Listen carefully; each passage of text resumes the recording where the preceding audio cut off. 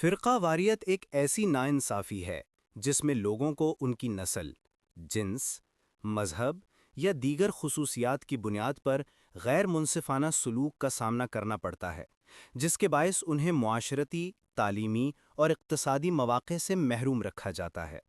جب یہ ناانصافی خاص طور پر نسل کی بنیاد پر ہو تو اسے نسل پرستی کہا جاتا ہے۔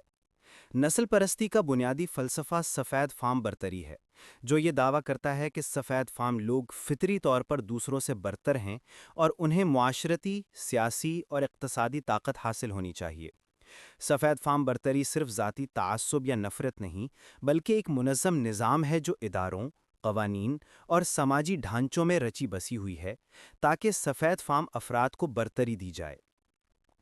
اس کی تاریخ اور مظاہر امریکہ کی تاریخ کے ساتھ گہرائی سے جڑے ہوئے ہیں، جہاں سفید فام برتری کی جڑیں صدیوں پر محیط نظاموں، قوانین اور واقعات میں نظر آتی ہیں۔ 1492 میں یورپی نو آبادیات نے امریکہ میں مقامی آبادی کو وحشی قرار دے کر ان کی زمینوں پر قبضے کا جواز پیدا کیا۔ 1619 میں پہلے افریقی غلام ورجینیا پہنچے اور وہاں نسل پر مبنی غلامی کا نظام قائم ہوا۔ 1705 میں ورجینیا کے غلامی قوانین نے سیاہ فام لوگوں کو جائیداد کے طور پر قانونی حیثیت دی۔ 1787 کے آئین میں غلاموں کو انسان نہیں بلکہ 5 میں سے 3 حصہ شمار کیا گیا، جبکہ 1790 کا نیچرلائزیشن ایکٹ صرف آزاد سفید فام افراد کو شہریت دینے کی اجازت دیتا تھا۔ 1830 کی دہائی میں سائنسی نسل پرستی نے جنم لیا، جیسے سیموئل مارٹن کے کھوپڑی کے پیمائش والے نظریات، جنہوں نے سفید فاموں کو جنیاتی طور پر برتر ثابت کرنے کی کوشش کی۔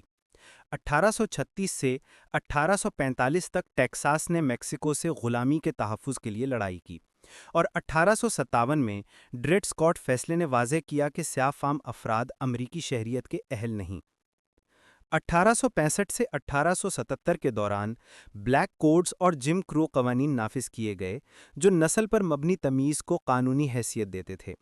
1873 میں کولفیکس قتل عام میں 100 سے زائد سیاہ فام مردوں کو صرف ووٹ کے حق کے لیے قتل کر دیا گیا۔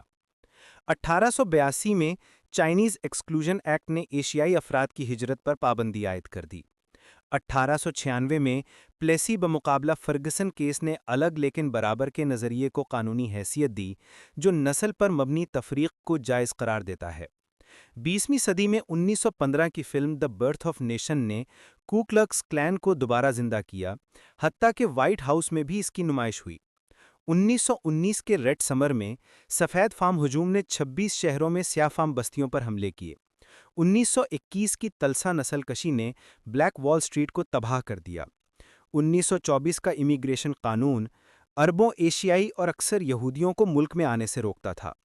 1934 میں فیڈرل ہاؤسنگ ایڈمنسٹریشن نے سیاہ فام محلوں کو ریڈ لائن کر کے رہائشی قرضوں سے محروم رکھا۔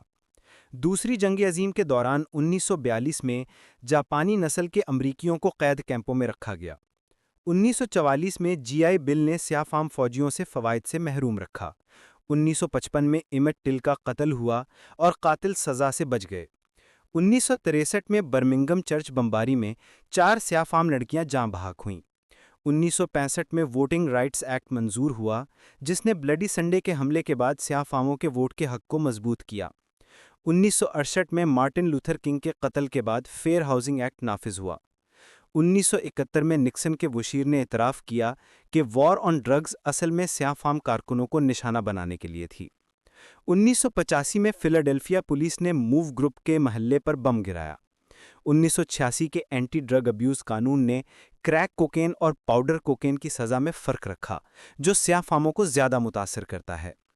1992 میں راڈنی کنگ پر پولیس تشدد کے خلاف احتجاج اور لاس اینجلس فسادات ہوئے۔ 1994 کے کرائم بل نے قید میں اضافے کو فروغ دیا۔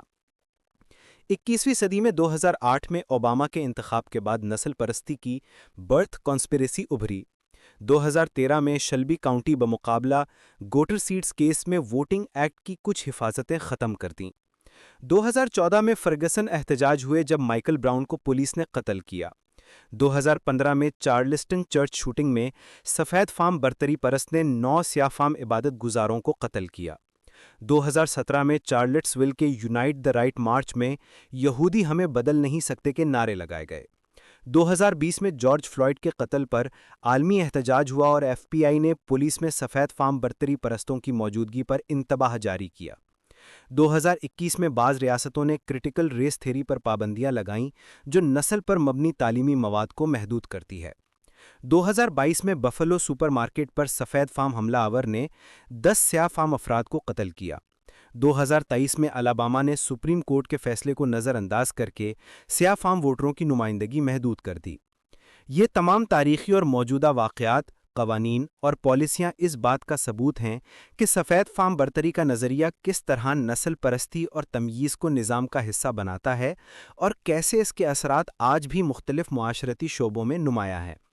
اس سوچ کو سمجھنا اور اس کے خلاف شعور پیدا کرنا انصاف اور برابری پر مبنی معاشرہ قائم کرنے کے لیے انتہائی ضروری ہے۔ تبھی ہم ماضی کے ظلم و ستم کو ختم کر کے ایک ایسا معاشرہ بنا سکتے ہیں جہاں ہر فرد کو برابر کے حقوق اور مواقع میسر ہوں۔